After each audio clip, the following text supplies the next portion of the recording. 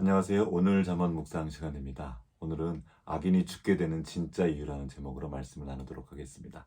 오늘의 말씀은 잠언 5장 22절과 23절 말씀입니다.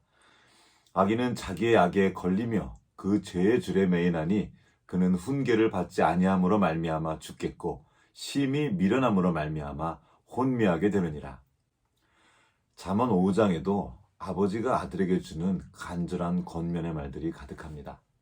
그러다가 마지막 부분에 가서 자기 죄의 올무에 걸려버린 악인이 갑자기 등장합니다. 죄의 삭은 사망이죠. 그래서 그 말씀대로 악인은 결국 죽게 될 것입니다. 그런데 잠언 기자는 조금 다른 말을 합니다. 23절 앞부분을 다시 한번 읽어보겠습니다. 그는 훈계를 받지 아니함으로 말미암아 죽겠고. 잠언은 그가 죽게 된 것은 죄 때문이 아니라 훈계를 받지 않아서라고 말합니다. 이게 무슨 말일까요? 죄의 유혹에 넘어가서 타락한 인류는 죄와 더불어 함께 살아왔습니다. 우리도 그렇죠. 유혹에 넘어가 죄를 짓고 넘어질 수 있습니다.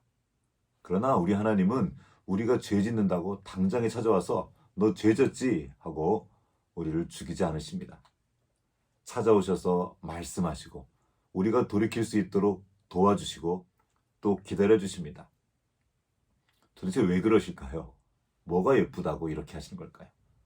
그것은 바로 그 죄인이 당신의 자녀이기 때문입니다. 잠언 5장 7절을 세 번역으로 한번 읽어보겠습니다. 내 아들아, 이제 너희는 내 말을 잘 들어라. 내가 하는 말에서 벗어나지 말아라. 아버지의 간절한 마음이 보이십니까? 우리는 우리에게 못되게 하는 악인을 보면 그가 빨리 망하기를 원합니다. 그러나 하나님은 그가 멸망하기를 원치 않으십니다. 그가 회개하고 돌이켜 다시 아들의 자리, 아버지의 모든 것을 상속받는 그 자리로 돌아오길 간절히 원하십니다. 베드로후서 3장 9절의 말씀입니다. 주의 약속은 어떤 이들이 더디다고 생각하는 것 같이 더딘 것이 아니라 오직 주께서는 너희를 대하여 오래 참으사 아무도 멸망하지 아니하고 다 회개에 이르기를 원하시느니라. 이것이 우리 아버지의 마음입니다. 그 아들 예수 그리스도를 우리에게 보내주시고 우리가 죄인 되었을 때 심지어 아버지의 원수 노릇을 할 때 우리를 위해 죽으심으로 그 사랑을 확증해 주신 이유가 바로 여기 있습니다. 말로 해서 못 알아들으니 나무에 달려 죽으심으로 우리의 죄를 대신 담당해 주셨습니다. 베드로전서 2장 24절과 25절 말씀입니다. 친히 나무에 달려 그 몸으로 우리의 죄를 담당하셨으니 이는 우리로 죄에 대하여 죽고 의에 대하여 살게 하려 하심이라. 그가 채찍에 맞음으로 너희는 나음을 얻었나니 너희가 전에는 양과 같이 길을 잃었더니 이제는 너희 영혼의 목자와 감독 되신 이에게 돌아왔느니라. 아멘. 주님께서 채찍에 맞으심으로 우리가 나음을 입었고 그분이 죽으심으로 우리가 생명을 얻었습니다. 주님께서 이렇게 하시는 이유는 우리가 당신의 사랑하는 자녀이기 때문입니다.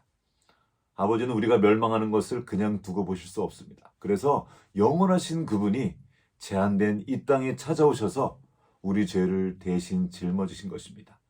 그리고 말씀해 주시죠. 내 아들아 들으라. 내 말을 받으라. 그리하면 내 생명의 해가 길리라. 훈계를 잡아 놓치지 말고 지키라. 이것이 내 생명이니라.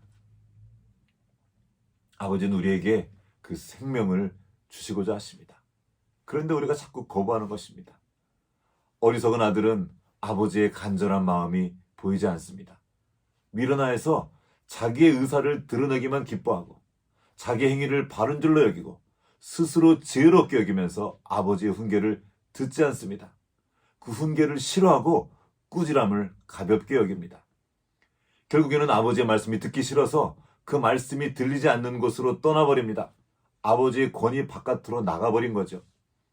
그곳에선 자기 마음대로 할 수 있습니다. 마음껏 죄를 지어도 뭐라 할 사람이 아무도 없습니다. 그렇게 아들은 자기 죄 때문이 아니라 훈계를 듣지 않음으로 죽게 되는 것입니다. 이것이 바로 누가복음 16장에 나온 탕자의 비유의 내용입니다. 아버지 마음에 대못을 받고 집 떠난 둘째 아들은 허랑방탕 재산을 다 탕진하지만 아버지는 이 못된 아들이 망하기를 원치 않았습니다. 그리고 돌아오길 간절히 원하며 기다리십니다. 지금도 우리가 죄 가운데 있을 때 우리에게 성령님을 보내주시고 말씀을 보내셔서 아버지 집을 생각나게 하시고 계속 돌아오라는 사인을 주고 계십니다. 그런데 우리가 듣지 않는 것입니다. 만약 우리가 성령님께서 주시는 그 훈계를 계속 무시하면 점점 그 음성이 희미해지다가 어느 날 아예 들리지 않게 되는 날이 올 것입니다. 조금 더 시간이 지나면 이제 죄를 지어도 나쁜 일을 해도 아무런 감각이 없습니다. 사실상 죽음에 이른 것입니다.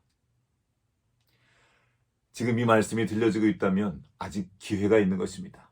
그 음성이 들려지고 있을 때 그 말씀이 더욱 선명하게 들리는 곳을 향해 나아가십시오. 아버지의 집, 아버지의 말씀이 있는 그곳이 우리가 있을 곳입니다. 우리가 그곳으로 돌아가면 아버지는 다 준비해 놓고 기다리십니다. 우리가 회개하고 돌이켜서 아버지께 돌아가면 아버지의 집의 풍성함이 다 우리의 것입니다. 오늘은 찬양 한 곡을 함께 나누고 싶습니다. 탕자의 비유를 묵상하면서 만든 노래인데요. 우리를 향한 우리 아버지의 마음이 흘러가면 좋겠습니다.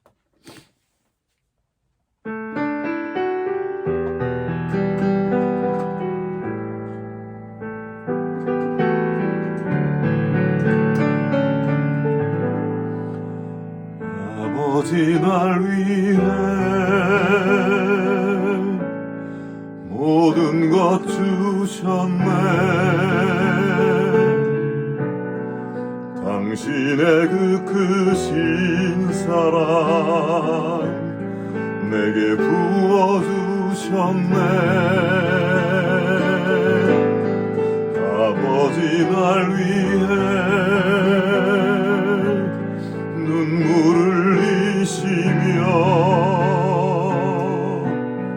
끝없는 그 사랑으로 나를 기다리시네. 날 받아주시네. 있는 모습 그대로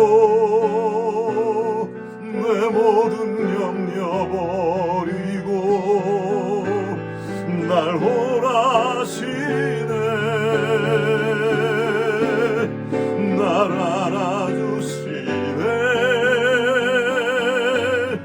나 있는 모습 그대로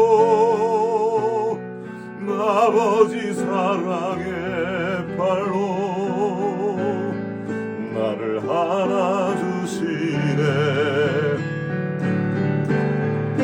날 받아주시네. 있는 모습 그대로 내 모든 염려 버리고 날 몰아시네. 날 안아주시네. 나 있는 모습 그대로 아버지 사랑의 팔로 나를 안아주시네. 아버지 사랑의